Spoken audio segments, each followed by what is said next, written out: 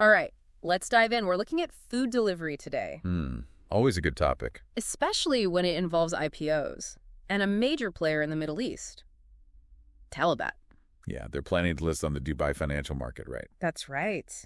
We've got some news articles and press releases to dig into, but trust me, this isn't just another business story. Oh, I'm intrigued. What makes it so special? It's a glimpse into a region that's booming right now. The Middle East. I've heard a lot about their growing economies. Exactly. And it's a chance to see how global finance plays out on a very specific stage. But before we get into all that, Yeah, let's start with the basics. who is Talabat, for those of us not familiar with them? So imagine you're craving some delicious food, Oh, that's easy to imagine. right? But you just don't feel like cooking. That's where Talabat comes in. They bring the food to you. Yep. And they've been doing this since 2004, starting in Kuwait. Wow, they've been around for a while. They have. And now they operate in 8 Middle Eastern countries, connecting millions of customers with, get this, 65,000 restaurants. 65,000. That's incredible. It is. And they have over 100,000 riders out there making those deliveries. So are they like the Uber Eats or Grubhub of the Middle East? That's a good comparison. But they're actually doing even more than just restaurant deliveries these days. Oh, really? Like what? They've expanded into groceries, even retail deliveries. And here's a key thing. They've been owned by Delivery Hero since 2015. Delivery Hero. I know that name. Yeah, they're a German food delivery giant. So Talabat has some serious backing. So it sounds like they've really cornered the market over there. Yeah, you could say that. But what makes their success in the Middle East so unique? Well, being a first mover definitely helped. Right, they were early to the game. Exactly. The region's appetite for food delivery has just exploded in recent years. And Talabat was there from the beginning, building a loyal customer base. So good timing and a solid strategy. But it's more than that. They've become a part of the culture there. Interesting. What do you mean? You don't just order takeout, you Talabat it. Wow. They've become a verb. Like Google it. Exactly. How cool is that? That's pretty impressive. How did they manage that? Well, it's a combination of factors. They really understood the importance of building local partnerships Made sense. and adapting their platform to local preferences. Even their marketing campaigns are tailored to each country. So it's not just about having a great product, it's about understanding your market on a much deeper level. 100%. Which brings us to the IPO. Oh, right. This is expected to be one of the biggest in the UAE this year, right? That's what we're hearing. Estimates suggest they could raise over $1 billion. $1 billion. That's serious money by listing just 15% of their shares. And they've also announced a pretty enticing dividend policy. Oh, tell me more about that. They're aiming to pay out at least $100 million in dividends in April 2025. Wow. And then another $400 million over 2025 and 2026. Those are some pretty big numbers. But their success story makes me wonder, how are they navigating those tight margins in the food delivery business? Isn't that notoriously difficult? It is. But their financials are impressive. We're talking a gross merchandise value, or GMV, of $6.1 billion in 2023. That's a lot of orders. Right. And projections show a 21% revenue growth in 2024. Okay, so they're not just popular, they're actually profitable. What's their secret sauce? Well, their tech-driven platform is a big factor. Ah, so it's not just about riders on scooters. Not at all. They've invested heavily in building a system for incredibly efficient logistics. Orders get processed and delivered quickly and seamlessly. So it's the brains behind the operation, huh? Exactly. And this focus on technology isn't just a trend in food delivery. We're seeing it across all industries. That's true. But doesn't that also raise some questions about potential challenges? Oh, absolutely. Like what could trip them up? Well, competition is a big one. Oh, right. They're not the only ones in the game. Nope. Well, Talabat's the dominant player in the Middle East. There are other global and regional companies wanting a piece of that pie. It's like a food fight, but with apps and algorithms. Exactly. And keeping up with the rapid pace of innovation is another challenge. Right. They can't just rest on their laurels. What's cutting edge today might be outdated tomorrow. That's the truth. And then there's the whole issue of regulation, too, right? Oh, that's a big one. Governments worldwide are trying to figure out how to manage the gig economy. Right. And any new rules could really impact Talabat's operations and profits. For sure. The regulatory landscape is constantly shifting, and navigating those changes will be critical for their long-term success. Especially in the Middle East, which can be a complex region. Definitely. It's a region experiencing rapid growth, but also with its own set of political and economic factors to consider. Right. Any instability or policy changes could have a big impact on their business, so there's definitely some uncertainty there. For sure. Yeah. But let's not forget the bigger picture here, the macro trends at play. Right. Talabat's story isn't just about one company. It's part of a much larger global shift. Exactly. You mean like the rise of e-commerce, the increasing demand for convenience? That's it. And these trends are only going to get stronger, which raises some really interesting questions about the future of food delivery globally. Okay, you've got me hooked. Let's explore those trends and what they mean for Talabat, and maybe even for the world. That's good to me. So you mentioned global trends. What is it about the Middle East that's so attractive to investors? Yeah, what makes it such a hotspot? Well, demographics play a big role. You've got a young population there, growing fast, and with more disposable income. So more people with money to spend. Exactly. And they want convenience. Yeah. Services like Talabat. It's a perfect recipe for growth, wouldn't you say? Yeah, it makes sense. Young, tech-savvy population, a booming economy, the shift towards online services? You got it. Yeah. Plus, a lot of governments in the region are really pushing for digital transformation, investing in tech infrastructure. Makes it a great environment for businesses like Talabat. They're rolling out the red carpet, huh? But going back to the IPO for a second, are there any downsides for Talabat in going public?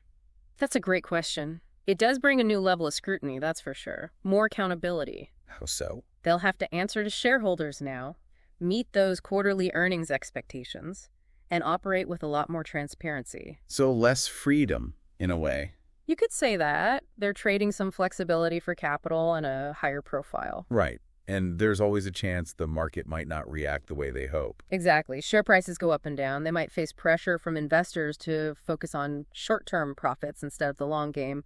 It's a tough balance. It sounds like it. But earlier you said Talabat's story is kind of like a microcosm of these larger global trends. Right. What does this IPO tell us about the future of the food delivery industry as a whole? I think it's a pretty clear sign that food delivery is here to stay.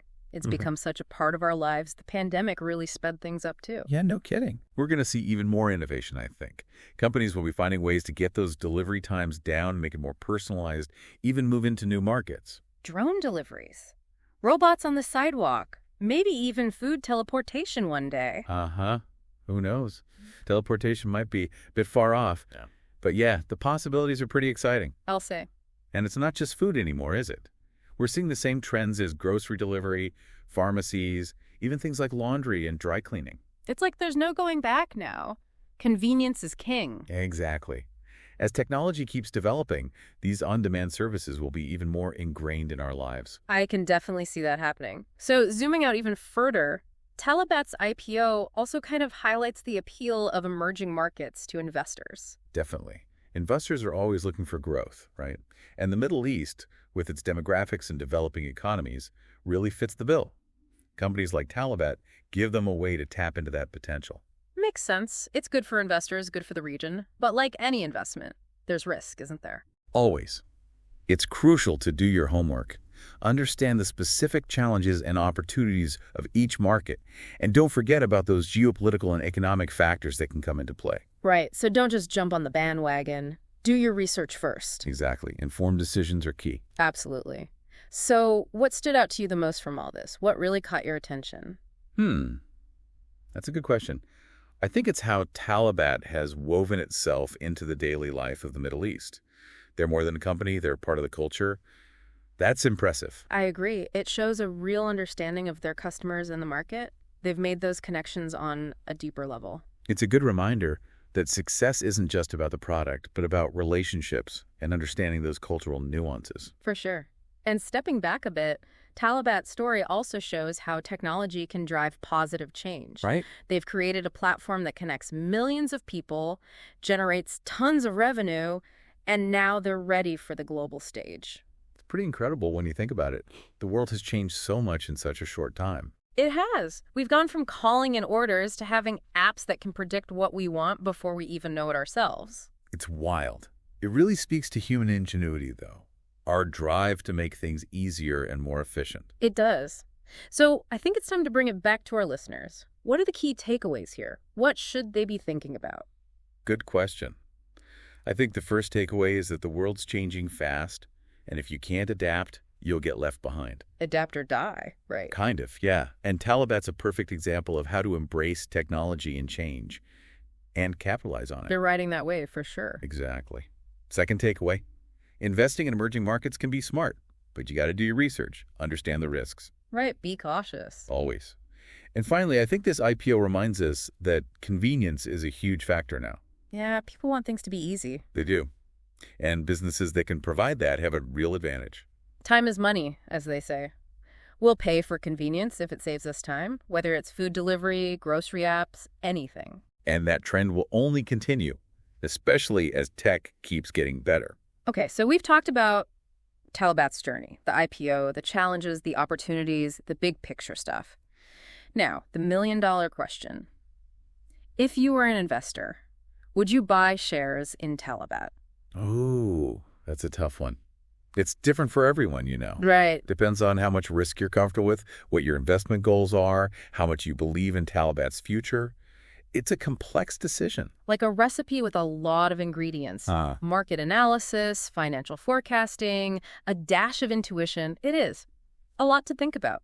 But I think that's what makes these deep dives so fun. Oh, yeah, definitely. We get to unpack these stories, see the trends, the possible outcomes. Yeah, it's not always about the money, right? Right. It's about understanding how the world works, all those forces at play. Technology, globalization, Consumer behavior, emerging markets. it's all connected. Exactly. And with Talabat, we see those forces kind of coming together in this really interesting way. Yeah, it's a great example. They've tapped into that global desire for convenience, used technology to make it seamless, and now they're a leader in a region that's just about to take off. It's pretty remarkable. A lot of lessons to be learned there, I think, for businesses, for investors. Absolutely. Adaptability, innovation, understanding your market. It's all key. No doubt. And it shows the power of tech, to change entire industries, create new possibilities. Who knows what's next for Talabat? Right. Maybe we'll do another deep dive in a few years, see how they've expanded what they've come up with. Could be a whole different landscape by then. That's what makes it so exciting. Totally. Well, I think it's time to wrap up this deep dive. We've covered a lot, from those early days in Kuwait to this global IPO. Phew, yeah. We talked about the challenges, the opportunities, what it all means for investors. Hopefully our listeners get some good insights. And maybe they'll do some exploring of their own. That's the goal, to get people curious, get them thinking, give them the tools to understand this crazy world we live in. Well said. So as we sign off here, keep asking those questions. Keep learning.